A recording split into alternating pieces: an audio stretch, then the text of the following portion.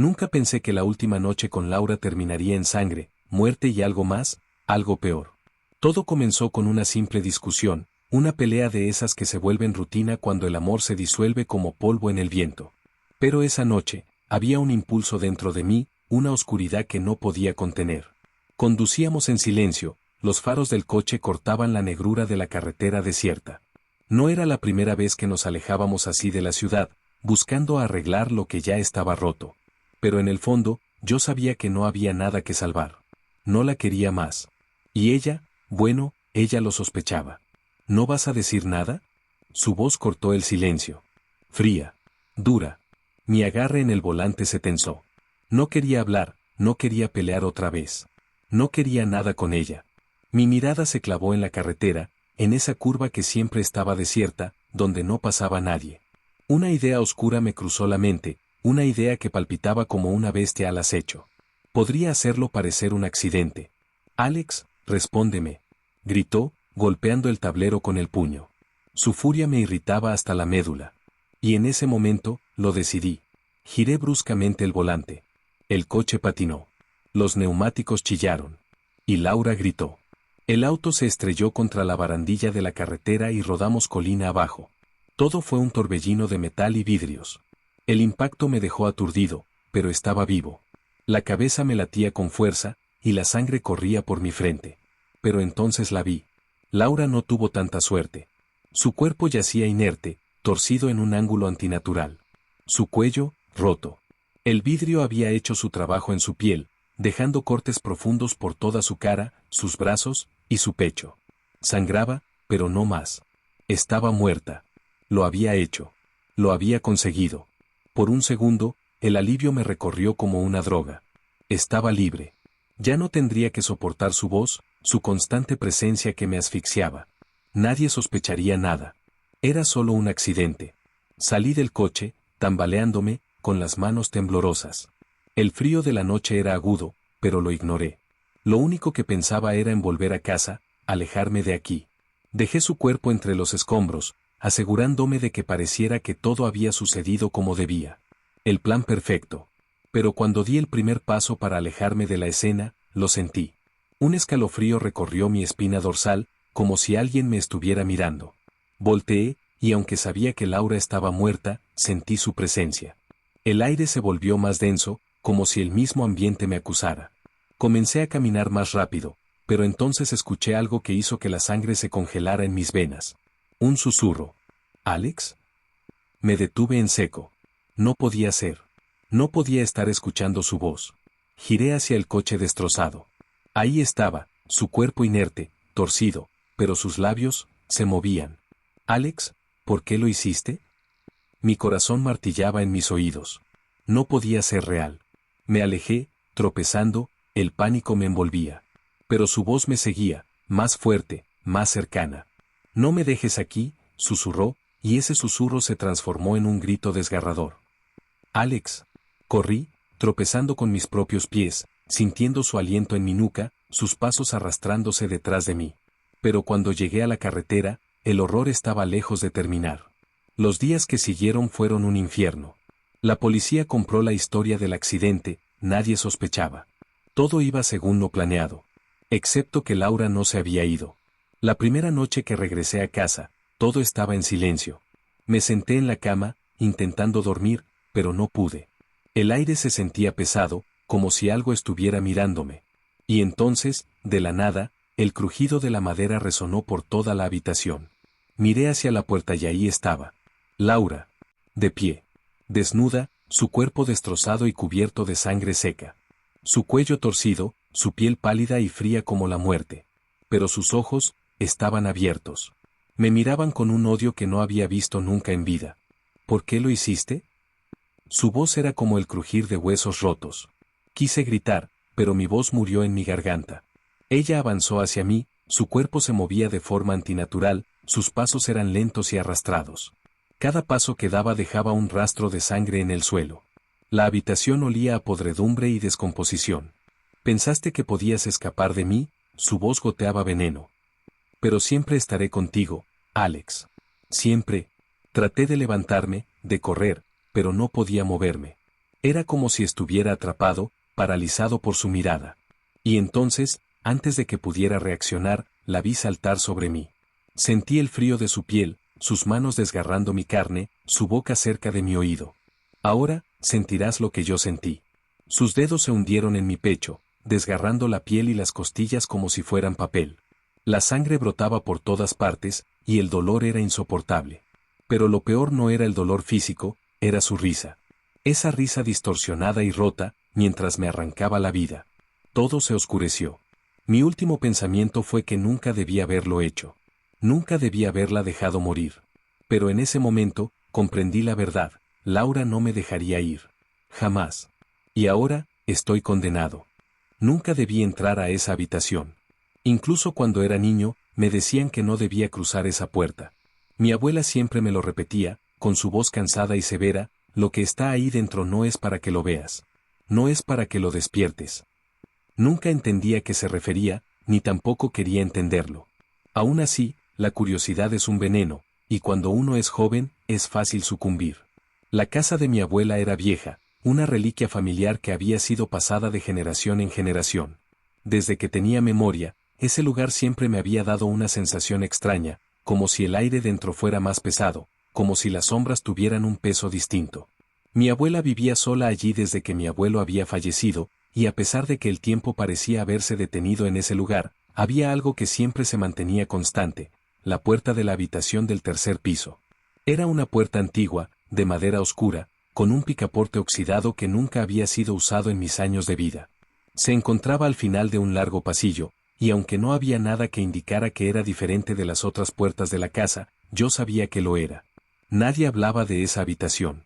Y cuando preguntaba, mi abuela se limitaba a mirarme con esos ojos apagados por los años, repitiendo siempre lo mismo: no entres.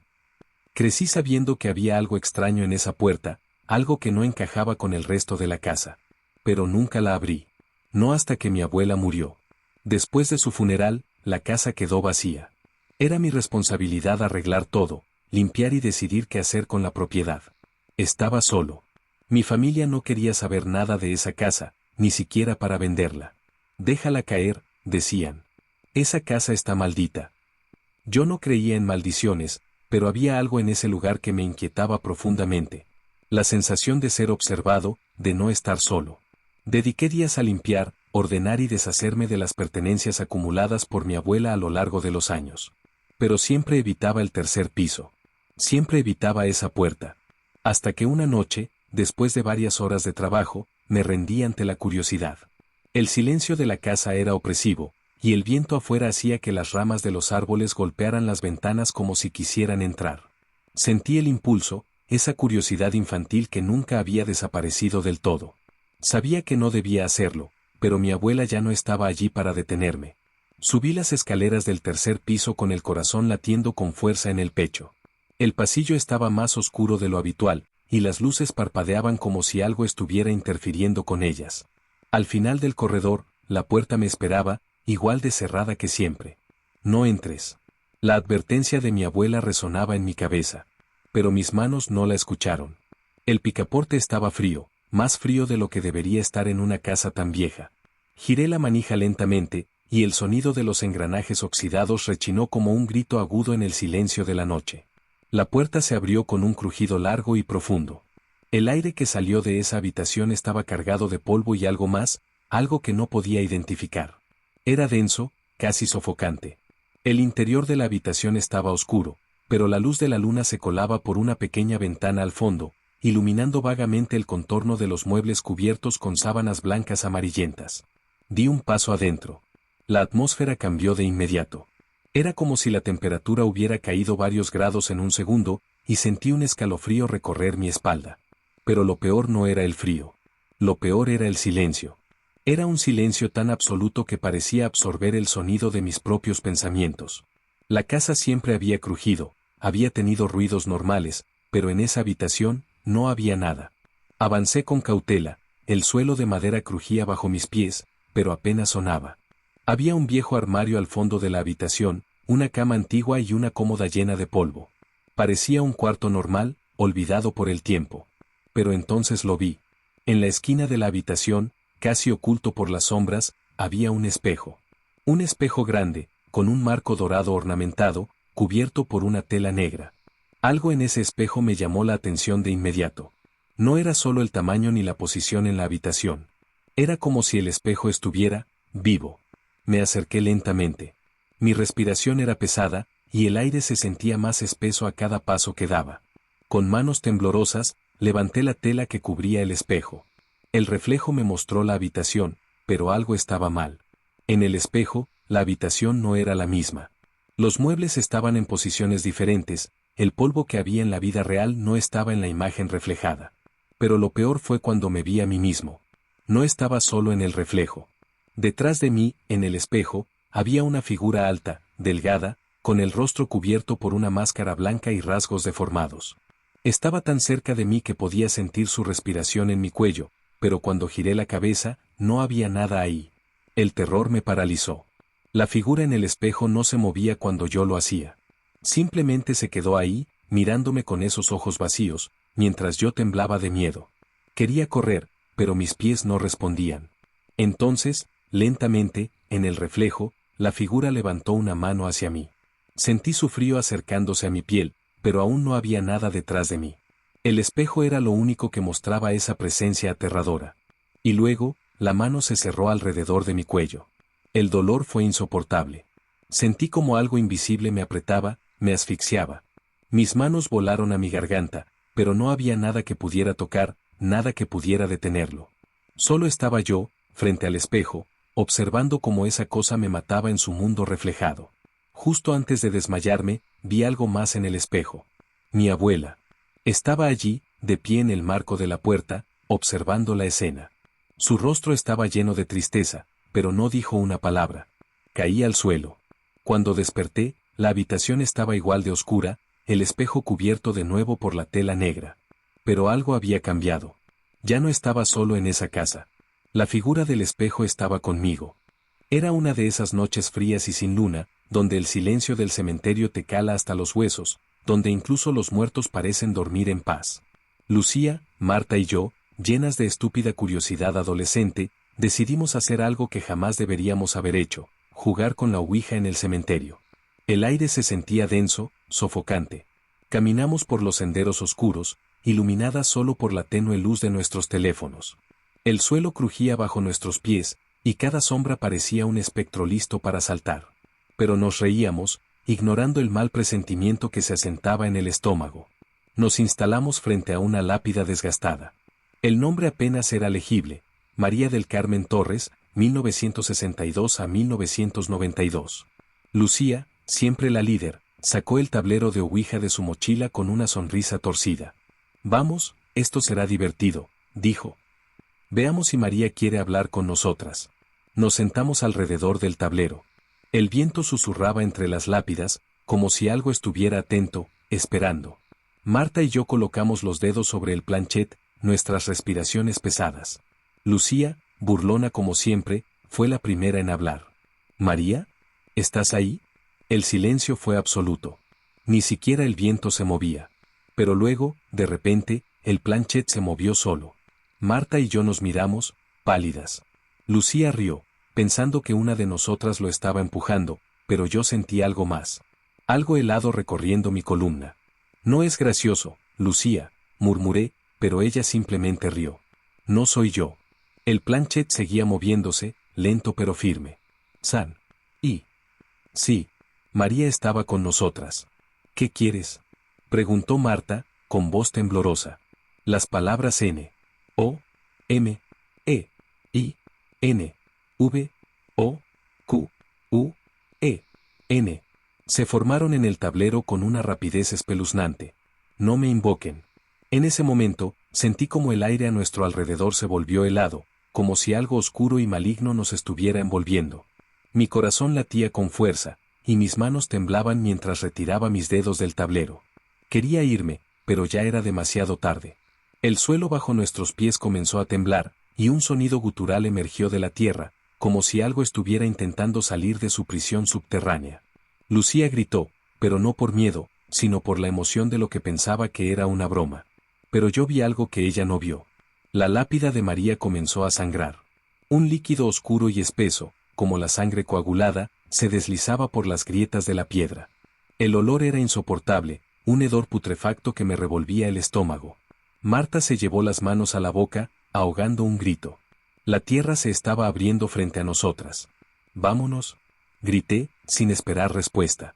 Corrimos, dejando atrás el tablero, la lápida y, lo que sea que estuviera emergiendo de la tumba de María. El frío nos perseguía, como si una presencia invisible estuviera a punto de agarrarnos por la nuca y arrastrarnos al infierno.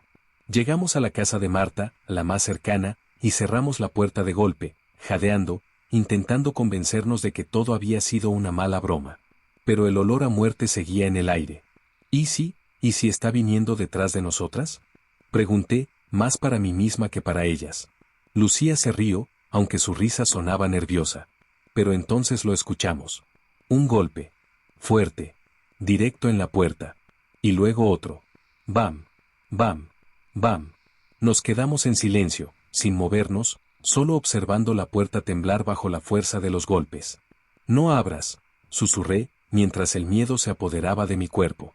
Pero Lucía, siempre la incrédula, se acercó a la puerta, ignorando mis advertencias. «No hay nadie afuera», dijo mientras se asomaba por la mirilla. Pero cuando volvió a girarse hacia nosotras, su rostro estaba cubierto de sangre. El vidrio de la mirilla explotó, y un fragmento le había cortado el ojo, que ahora colgaba fuera de su cuenca. Gritó de dolor, llevándose las manos a la cara, pero no había tiempo de ayudarla. «Está aquí», gritó Marta, y corrimos a la planta superior, pero los pasos se acercaban rápido. Pisadas húmedas, resonando en el suelo de madera. La presencia de María estaba en la casa. De repente, el olor a carne podrida llenó el aire. Cuando miré hacia abajo desde las escaleras, vi algo que nunca podré olvidar. El cuerpo de María, cubierto de tierra y gusanos, se estaba arrastrando hacia nosotras. Sus ojos estaban vacíos, su piel colgaba de su rostro en pedazos ensangrentados. Pero lo peor fue su sonrisa, una mueca grotesca de odio. «Devuélveme lo que es mío», graznó, su voz como una ráfaga de viento mortuorio. «Devolvédmelo». Corrimos hasta la habitación de Marta y nos encerramos, pero el olor a muerte ya nos había invadido. Lucía estaba tirada en el suelo, gimiendo, mientras la sangre seguía manando de su ojo destrozado. Pero no hubo tiempo para ayudarla.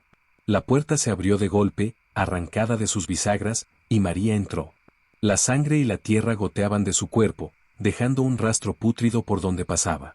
En su mano, el tablero de ouija flotaba, empapado en sangre. Lucía fue la primera en caer. María la agarró del cuello y, con una fuerza inhumana, le arrancó la cabeza de un tirón. La sangre brotó en chorros, cubriendo las paredes, el suelo, y a Marta y a mí. «No», gritó Marta, pero María no tuvo piedad. La siguiente fue Marta.